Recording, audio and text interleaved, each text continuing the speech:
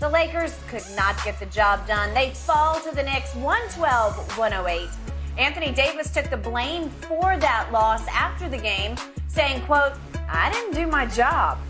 All right, Shannon, how much playoff faith did you lose in the Lakers last night? No, because I knew what they were. It's not like I had a whole lot of playoff faith in them before they went into this game, Skip. See, what happens is sometimes you win a ball game, and you're like, well, see, we don't need AD to be dominant. Remember Friday night, Skip? He had 8 points and 9 rebounds. Mm-hmm. Oh, see, we don't need AD. That just shows you. No, you absolutely need him. Mm-hmm. And then you fall into the trap thinking that you can get by playing team and AD have these subpar, mediocre performances. Mm-hmm. AD needs to be 28 and 15 on a nightly basis in order to give you a great chance in order to win. Certainly without LeBron. Yes. Yeah, and that should be the expectation. And Skip, 14 and 15, I think he had 14 points and 16 points and 15 rebounds. Mm-hmm. For a second-tier player, okay, fine. And this is not a knock on Nick Claxton, because I think Nick Claxton has turned himself into a great player. But that's a great stat line for him. Anthony Davis is supposed to be a piece you build your franchise around and takes you to heights that you normally couldn't get to without a player like himself. Mm. And so for him to have an 8.9 rebound game, or for him to give you a 16-15 when LeBron is out, is just unacceptable. Yeah, the pieces around him didn't play well. Troy Brown Jr. gave you 0 points. Jared Vanderbilt gave you 0 points. Malik Beasley gave you 4 points. Skip, you can't win.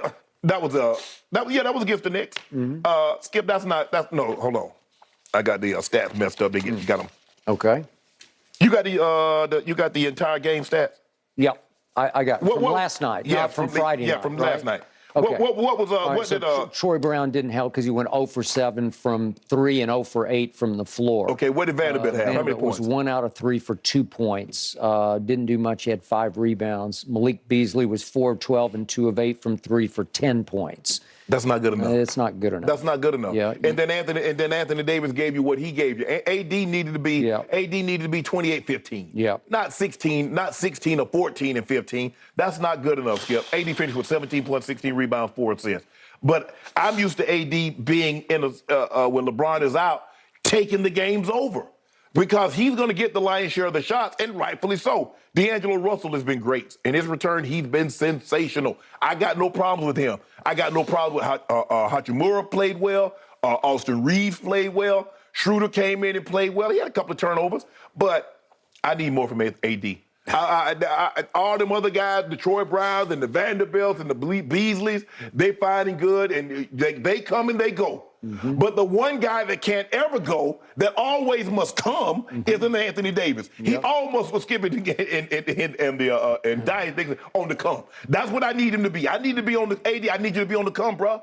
I need to be able to count on you like the 1st and the 15th. Yep. And we all know what the 1st and the 15th is. That's payday. And people count on payday. I need to be able to count on Anthony Davis. And the last 2 games, I haven't been able to count on him like I should have. This was Julius Randle was sensational. R.J. Barrett was sensational. Quickly has been playing unbelievable lately. But Skip, I need AD. AD, you got to give me more than this, bro. I need more than this. Okay, first point to your final point is there's no Jalen Brunson for the New York Knicks right now. You have to win this game without Jalen Brunson. Yes. You can't let Emmanuel quickly beat you.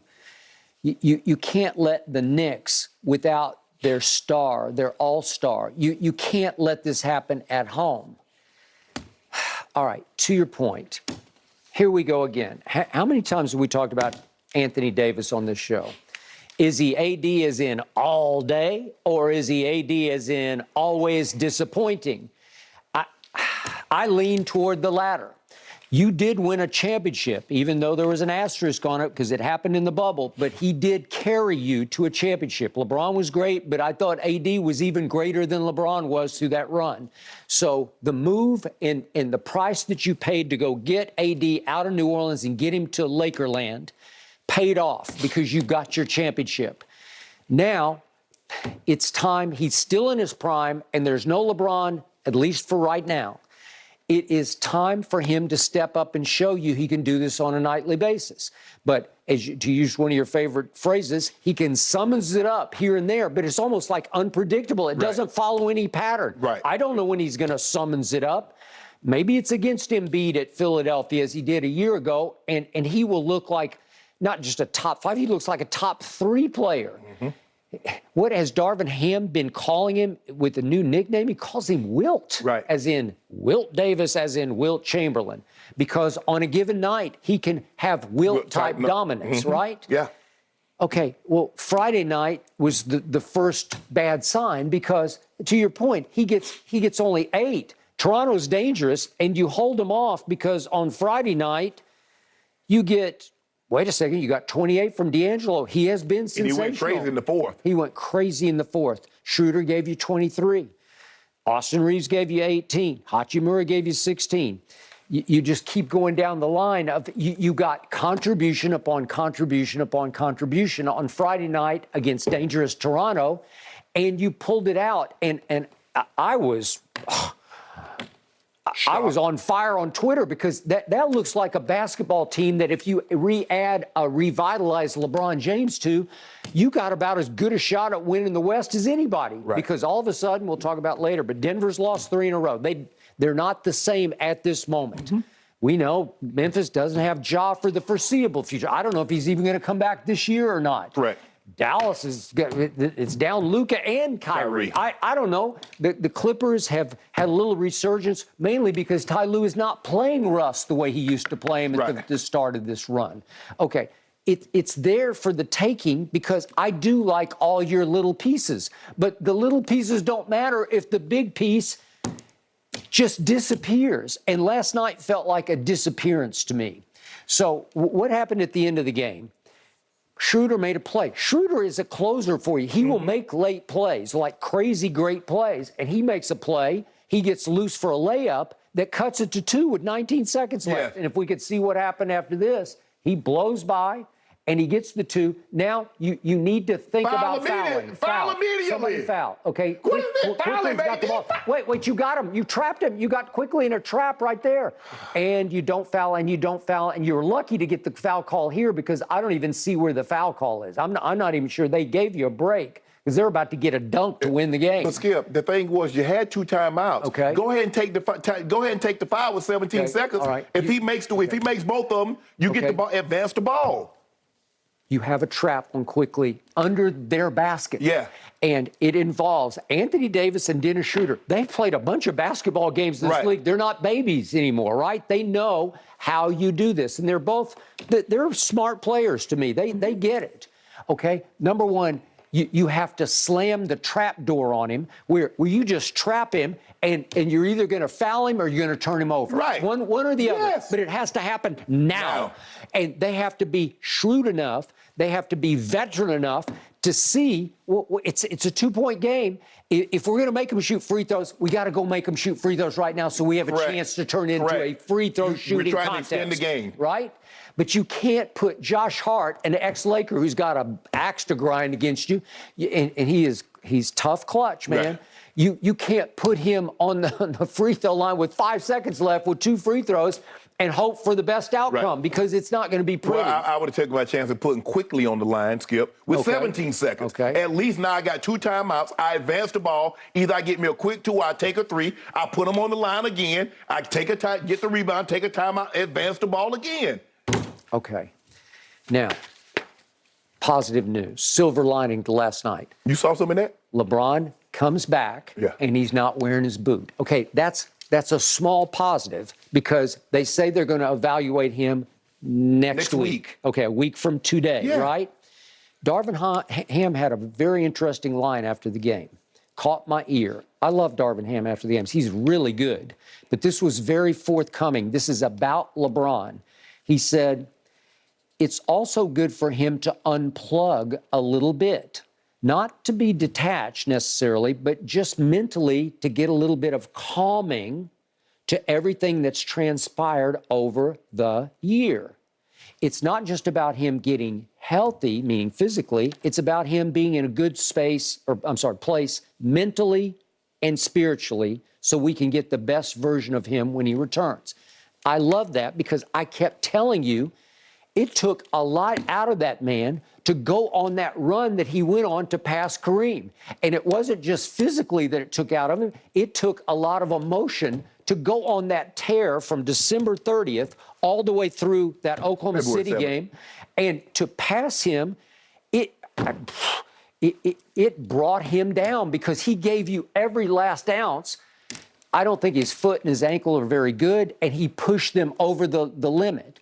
So now they just gave him a medical week off. He just needed a week off just to get away and just sort of calibrate a little bit. Just get away from basketball. And now you start to amp up and build back up, maybe toward next Monday. Is it possible he could come back in a week or so? It's possible. All right, what do you still have here? You've got 2 road games at New Orleans and at Houston. They're winnable games with the group that you have. Houston, the Pelicans been playing well. Okay, but it's still winnable with AD going back there. I just think it's a close game. Did you not just see what AD did the last 2 games? Okay, I'm just saying you could win that game. You could definitely win the game at Houston.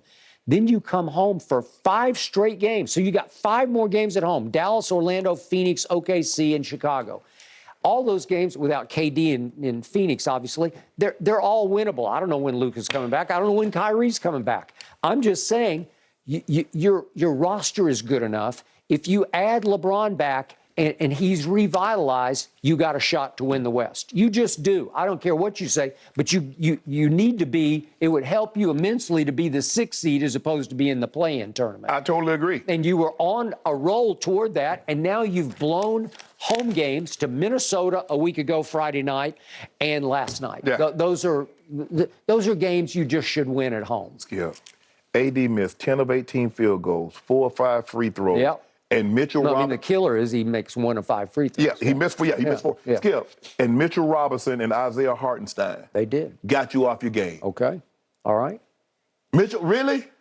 Okay, if that's Giannis, okay, I got no problem. If that's Joel Embiid, okay. Okay, so does this team look like it could even make the play-in tournament? No.